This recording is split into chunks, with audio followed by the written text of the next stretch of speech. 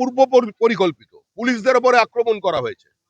মুর্শিদাবাদে পুলিশ আক্রান্ত হয়েছে, এই যে পুলিশ কর্মীরা এখানে দাঁড়িয়ে আছেন, এরা কিভাবে ডিউটি করছেন? আজকে সফট টার্গেট তো হয়ে গেছে পুলিশ। কিছু জায়গায় পুলিশ হাত মিলিয়ে নিয়েছে, যৌথভাবে আক্রমণ করছে, তারাও চিহ্নিত, তাদেরও বাড়ির ঠিকানা আমাদের জানা। তারাও যেরকম আছেন, আবার যেভাবে সরকারি কর্মচারীদের সুপ্রিম কোর্টের অর্ডারের পরেও তাদের ডিএ থেকে বঞ্চিত করা হয়েছে, সেটাও আমাদের জানা। ওখানে পুলিশের নিয়ন্ত্রণের বাইরে। পুলিশ কার উপরে চালাবে? তৃণমূল কংগ্রেসের উপরে গুলি চালাবে, তারপর সে পুলিশ বাঁচবে?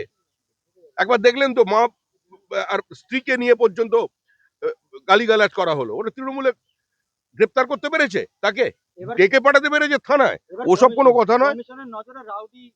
ওসব কমিশনের ব্যাপারে আমরা নেই। এটা ভাই, এটা পশ্চিমবঙ্গে যে সরকার আছে, এটা তৃণমূল কংগ্রেস সরকার, পশ্চিমবঙ্গ রাজ্য সরকার নয়। কেন্দ্রে যে সরকারটা চলে সেটা ভারত সরকার, বিজেপির সরকার নয়। এই মৌলিক পার্থক্যটা পশ্চিমবঙ্গের মানুষ বুঝতে পারে না।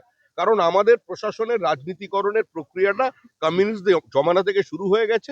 মমতা বন্দ্যোপাধ্যায় ক্ষমতায় আসবার পর এটাকে আরো একটু ত্বরান্বিত করে দিয়েছেন। নাহলে পুলিশ টেবিলের তলায় ঢুকে পড়েছে। পুলিশ কি করবে? সন্দেশখালী থানার একজন পুলিশের ওসি বলছেন, আমি কি করব? আমার কাছে সার্ভিস রিভলভার 6টা বুলেট, আর তার সঙ্গে আর 2টো আছে, 8টা।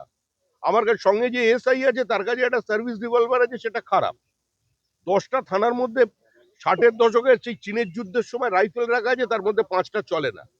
আর লোকাল যে সিভিক ভলেন্টিয়ার্স আছে, তাদের মালঞ্চ থেকে কেনা, মালঞ্চর কারখানা থেকে কেনা, তাদের পকেটে পিস্তল আছে। তারা আমার কথা শোনে না, নেতার কথা শোনে। আমি কি করব? পুলিশ অফিসারের বক্তব্য যে আমার মেয়ের মেধা আছে, সে ডাক্তারিতে চান্স পেয়েছে, ছেলেকে ক্যাপিটেশন দিয়ে ইঞ্জিনিয়ারিং কলেজে ভর্তি করেছি, সোনারপুরে ফ্ল্যাট কিনেছি, কিস্তি দিচ্ছি, চাকরি ছাড়ার ক্ষমতা স্যার নেই। এইটা হচ্ছে পুলিশের চেহারা।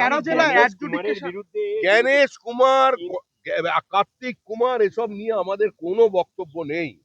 আমাদের ফর্ম 7 যা পুলিশ ছিনতাই করেছিল, যা তৃণমূল আগুন লাগিয়েছিল, যেগুলো কেড়ে নেওয়া হয়েছিল, বিএলওদের ওপরে চাপ সৃষ্টি করে ইয়ারোরা যেগুলো সিস্টেমে আপলোড করেনি, যেভাবে সমাজে প্রতিষ্ঠিত মানুষদের, যে বুথে বিজেপি লিড পায়, মতুয়া পরিবারের, উদ্বাস্তুদের, হিন্দুদের ভোট যেভাবে বাদ দিয়েছে তৃণমূল কংগ্রেস, এবং মুখ্যমন্ত্রী নিজে নজিরবিহীন ভাবে জুডিশিয়ারির ওপরে পলিটিক্যাল প্রেশার মাউন্ট করবার জন্য কালো কোট পরে পৌঁছেছিলেন, যার কারণে জটিলতা। আজকে এর জবাব নির্বাচন কমিশনকে দিতে হবে।